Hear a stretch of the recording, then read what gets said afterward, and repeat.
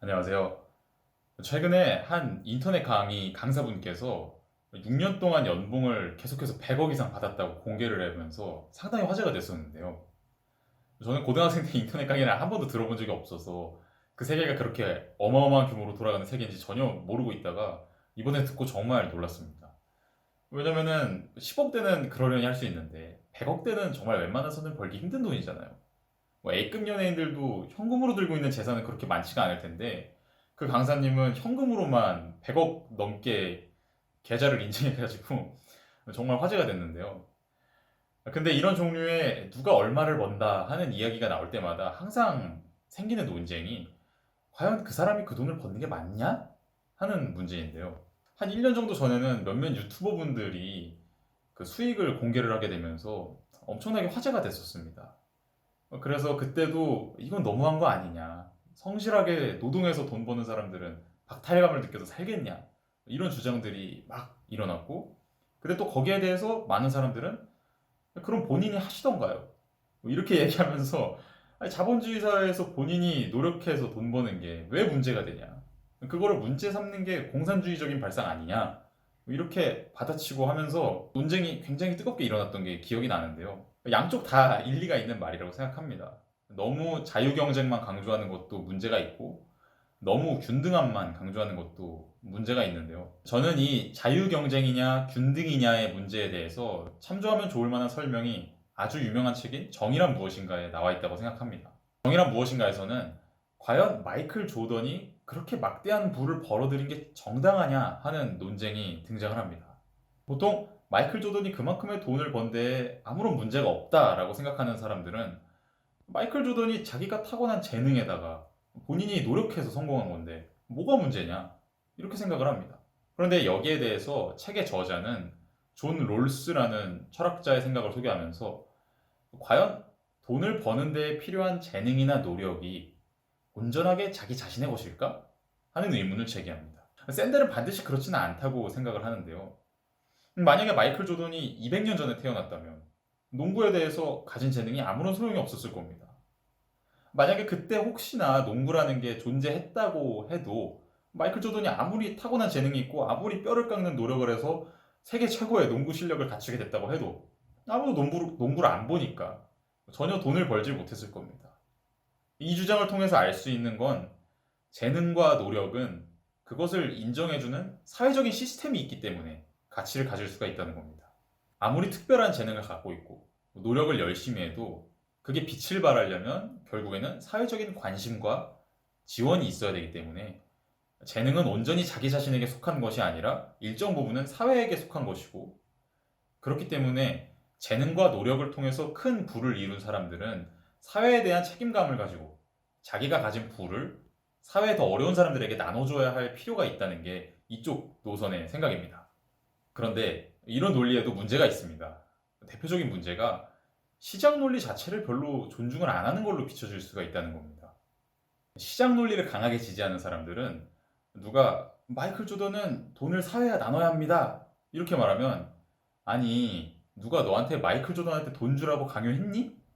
아니, 사람들이 자발적으로 농구가 좋고 마이클 조던이 페이드어웨이 하는 거에 감동을 받아가지고 티켓도 사고 운동화도 사고 한 건데 뭐가 문제냐 이렇게 말을 합니다. 그렇게 사람들이 자발적으로 즐거움을 돈을 주고 산 건데 나중에 가서 당신은 우리에게 책임이 있어요 이렇게 말하는 거는 기본적인 시장 논리에서의 그 거래라는 거를 잘 이해를 못하고 있는 거 아니냐 이런 생각인데요. 이것도 분명히 맞는 말 같습니다.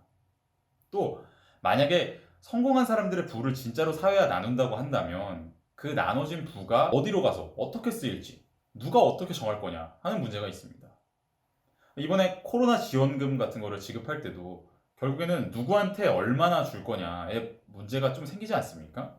그러니까 이런 거를 만약에 그냥 놔두면 시장이 알아서 잘 노력하는 사람들한테 돌아가게끔 효율적으로 처리를 할 텐데 괜히 정부가 개입해서 그거를 계산하기 시작하면 되게 비효율적으로 된다라는 생각이 있습니다. 이것도 맞는 말이죠. 그런데 이런 문제점들에도 불구하고 대부분의 나라들은 사실상 부자들의 돈을 이미 나누고 있습니다. 돈을 많이 벌면 세금을 많이 내잖아요. 그게 이미 내가 내 재능과 노력으로 번 돈이라고 하더라도 그 돈은 사회와 어느 정도 나눠야 한다라는 생각을 반영하고 있는 거라고 봐야 합니다. 이렇게 부에 대해서 누군가가 어느 정도는 인위적으로 개입해서 나눌 필요가 있기는 한 게, 만약에 정말로 양극화가 심해지다 보면 시장 논리고 뭐고 그냥 사회가 분열돼 버리기 때문에 사회의 결속성을 잘 유지하고 사회 전체가 안정적으로 발전해 나가기 위해서는 균등을 실현할 방법도 항상 모색을 해야 합니다. 어느새 갑자기 어려운 환경에 처한 사람들이 살기 싫네 하면서 다 같이 죽음을 각오하고 막 폭동을 일으킨다거나 그러면 당연히 문제가 되지 않겠습니까? 그래서 각 나라들은 나라마다 조금씩 스탠스의 차이가 있긴 하지만 다들 어떻게 균등을 잘 이뤄낼 것인가에 대해서 많이 고민하고 있습니다.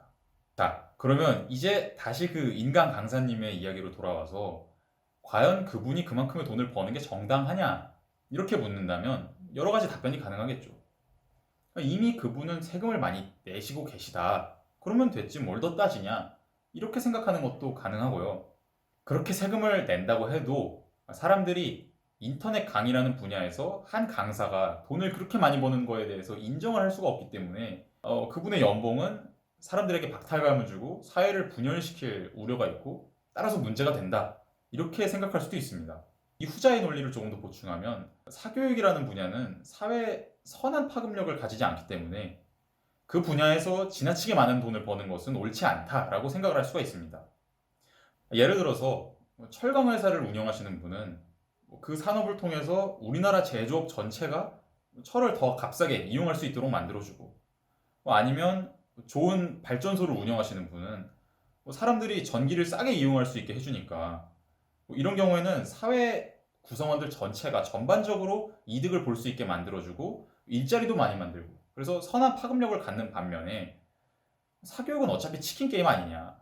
거기서 학생들이 시험 문제 몇 문제 더 맞추려고 몇백 시간 들여서 공부하는 게 이 사회의 발전에 아무런 도움이 되지를 않는데, 거기서 그 강의를 하는 사람들이 너무 많이 돈을 버는 거는 옳지 않은 게 아니냐, 이렇게 생각할 수도 있습니다.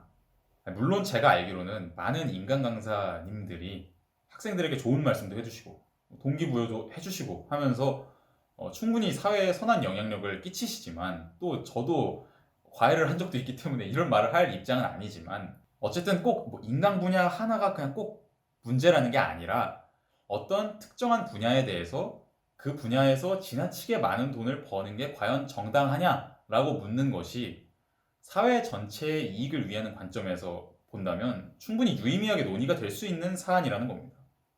그 부분을 따지고 든다고 해서 그게 반드시 반자본주의적인 발상은 아니라는 겁니다.